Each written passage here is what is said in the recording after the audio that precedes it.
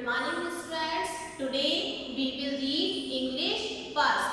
English first, lesson number 3, Time and the Faraway Mountain. Starting half part of this lesson we have read in previous class, and now today we will read next part of this lesson. Okay. Starting first part, we have read that there was a girl. She was very attracted by the mountain, and somehow she managed a plan to climb on a tree. Means किसी तरीके से उसके साथ ये हुआ कि वो उस माउंटेन पर चढ़ने की वो कोशिश उसकी पूरी हुई. उसको एक ट्यूटर मिल गए. इस तरीके से हमने पढ़ा था. Okay. Now today we will read from page number 26. Page number 26. After months of preparation, first paragraph. Okay, Miss नीचे से first paragraph from here. We will read from here. After months of preparation, बहुत महीनों की preparation के बाद time finally reached the Everest base camp in Nepal. Miss Nepal में अपने mount Everest है, उसका जो बेस कैंप है वहाँ पर फाइनली शी रीच्ड. कौन? Time man. It was bitterly cold and the air was thin. देखो, जब वो नेपाल में माउंट एवरेस्ट के बेस कैंप पर पहुंची तो उस वक्त क्या था, वहाँ पर बहुत ज़्यादा ठंड हो रही थी. And air was thin.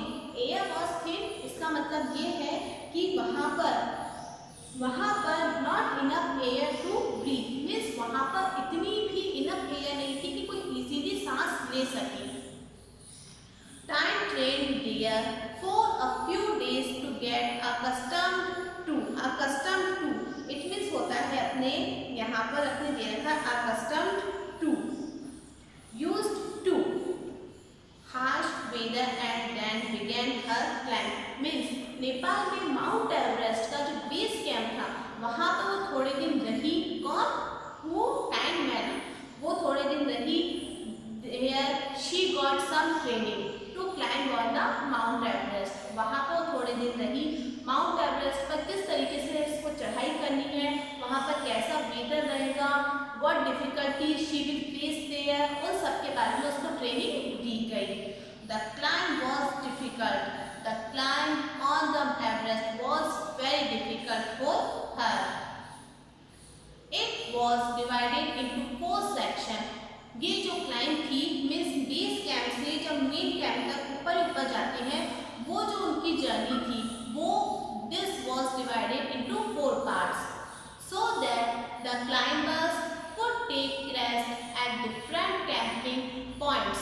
Means ताकि ये जो क्लाइंबर्स होते हैं ये थोड़ी देर में रेस्ट कर सके. while journeying to the top of the mountain. Means base camp से to the top of the mountain तक पहुंचने की जो दूरी है उस दूरी में 4 इनके कैंप बनाए गए थे. 4 सेक्शन में 4 सेक्शन में इसको डिवाइड किया गया था. क्यों? ताकि ये जो क्लाइंबर्स है ये चलते थक जाए तो थोड़ी देर रेस्ट कर सके. But by the time and her captain Charing Sherpa. Means time के साथ चेरिंग शेरपा उनके कंपेनियन थे उनके एक, वो रीच द सेकंड कैंप. जब वो सेकंड कैंप पर पहुंचे, मीन्स बेस कैंप उन्होंने कर लिया, फिर उसके बाद जब सेकंड कैंप पर पहुंचे तब क्या हुआ, उनके जो कंपेनियन थे the weather had grown worse. तो वहाँ का मौसम बहुत ज़्यादा खराब हो गया था. Do you want to go ahead? Chering asked. तो चेरिंग ने टाइम मैना से पूछा कि ऐसे खराब वेदर में भी do you want to go ahead, क्या तुम आगे और जाना चाहोगी? I don't think I will get another chance to do this. Tine reply. तो टाइम कहती है कि मैं ऐसा नहीं सोचती कि मुझे अब दोबारा कोई ऐसा चांस मिलेगा कभी इस माउंट एवरेस्ट पर चढ़ने का. It means now I want to go ahead. कोई सा भी वेदर हो, I want to go ahead. Time replied. She could hear the musical push growing louder and louder. तो अब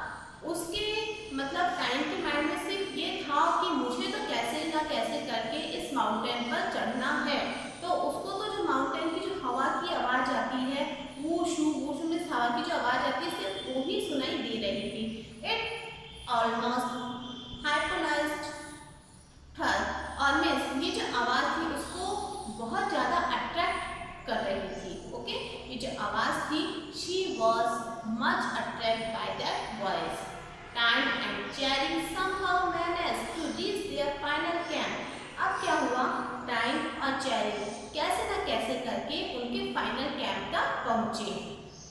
just as they were about to take rest, और जब वो अपने फाइनल कैंप पर पहुंचे उन्होंने सोचा कि now we should have some rest, अब हमें थोड़ी बहुत आराम करना चाहिए। तभी what happened, the stormy wind blew their tent and supplies away means things like food, torches, first aid kit and so on. Means ये जो क्लाइंबर्स होते हैं अपने पास साथ अपनी ज़रूरत की चीज़ें ले जाते हैं, तो उनका जो टेंट था और उनकी जो खाने पीने की जो चीज़ें थी, कुछ चीज़ें थी, दूसरी वजह से टॉर्च वगैरह, वो सब क्या हुई, तेज हवा का एक झोंका आया और उस हवा से वो सारी उड़ गई। They had to spend the night in one borrowed tent. borrowed tent means उधार लिए गए टेंट में। तो अब रात भी हो गई थी, तो अब उनको क्या करना पड़ा, एक टेंट उन्होंने उधार लिया और उस टेंट में अपनी रात जैसे तैसे गुजारी। And when they set off for the final climb the next day, और जब वो अपनी final climb means when they are near about to go to the top of the mountain, तो उस वक्त क्या हुआ, all time and Cherry had was a packet of noodle, तो उनके पास अब क्या बचा था, सिर्फ एक नूडल का पैकेट में पेट भरने के लिए उनके पास क्या बचा था, अब सिर्फ एक नूडल का पैकेट था। Let's share half of it, Cherry suggested.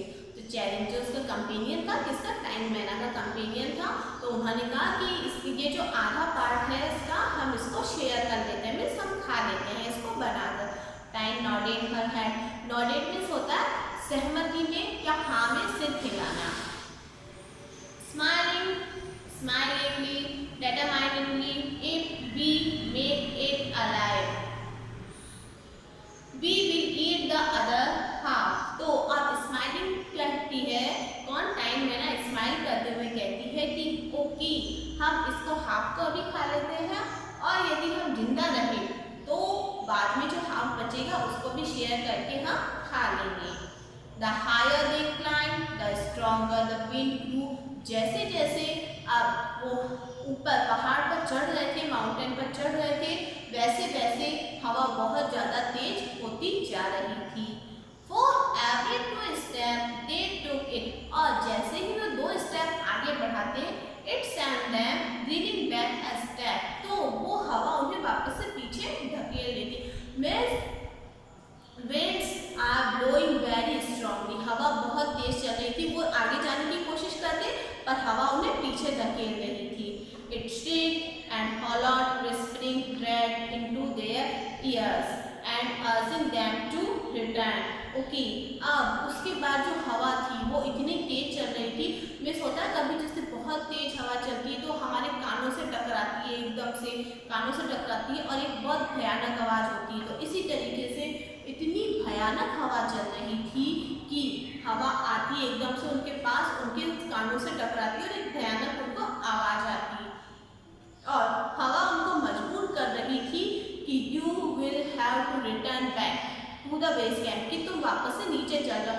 Means हवा उनको मजबूर कर रही थी कि तुम वापस से चल जाओ, इतनी भयानक हवा हो रही थी। But time could only hear the magical tune of Wushu, but जो टाइम थी उसको इस हवा से कोई मतलब नहीं था, उसको इस हवा की कोई परवाह नहीं थी। उसके माइंड में सिर्फ एक ही बात थी, क्या बात थी, कि मुझे I want to listen the voice on the mountain, कि माउंटेन पर जो हवा चलती है, जो हवा चलती है, I want to listen that voice, मैं उस हवा को सुनना चाहती हूँ जो वूशू करके। सो they pushed ahead fearlessly and continued to climb to the top। तो अब जब होता है ना, हम यदि किसी काम को करने के लिए डिटरमाइन हो जाता है, मीन्स दृढ़ निश्चय हो जाता है, तो वो काम हम पूरा करके ही रहते हैं। तो इसी तरीके से टाइम डिटरमाइन थी कि I will have to climb on the top of the mountain and she got success in that work, और उसको अपने इस काम में सफलता भी मिली और वो बिल्कुल टॉप पर पहुंची। कौन से टॉप पर, माउंट एवरेस्ट के टॉप पर पहुंची।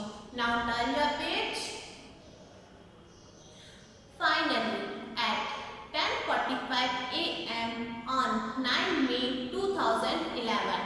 देखो फाइनली 2011 9 मई 2011 10:45 सुबह के 10:45 को टाइम्स एफर्ट वर रिवार्डेड।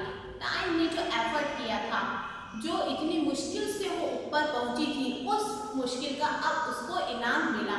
उसको इनाम मिला। It means finally she got to success to reach the top of the mountain. She submitted Mount Everest, the highest mountain in the world, the first woman from the northeast of India to have done so. देखो submitted means climb to the top of a mountain, means finally 9 May 2011 morning के 10:45 को finally she got success. वो mount Everest की जो top होती है वहाँ पर वो पहुँच गई थी, the highest mountain in the world. और नॉर्थ ईस्ट इंडिया की वो फर्स्ट लेडी हुई थी उस माउंट एवरेस्ट पर क्लाइंब करने वाली।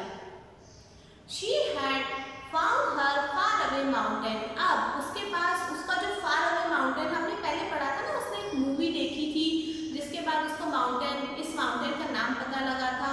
तो आज उसका ये सपना, now today her dream has come to true, उसका सपना सच हो गया था। And was one with the sound that had called her all her life. और आज वो बहुत ज़्यादा खुश थी। क्यों? क्योंकि जिस आवाज़ के प्रति वो बहुत ज़्यादा अट्रैक्टफुल थी। She was very attractful by the voice which come from the mountain. जो आवाज़ माउंटेन से आती थी, उस आवाज़ के प्रति वो बहुत ज़्यादा अट्रैक्टफुल थी।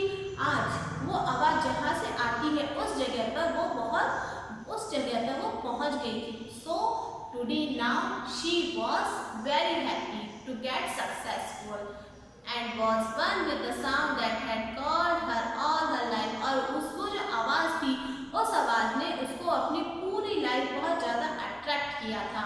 किस आवाज़ ने? जो माउंटेन से आवाज़ आती थी हवा की, उस आवाज़ से वो पूरी लाइफ बहुत ज़्यादा अट्रैक्ट रही थी। Okay, now our lesson has finished. I hope you understood very well this lesson.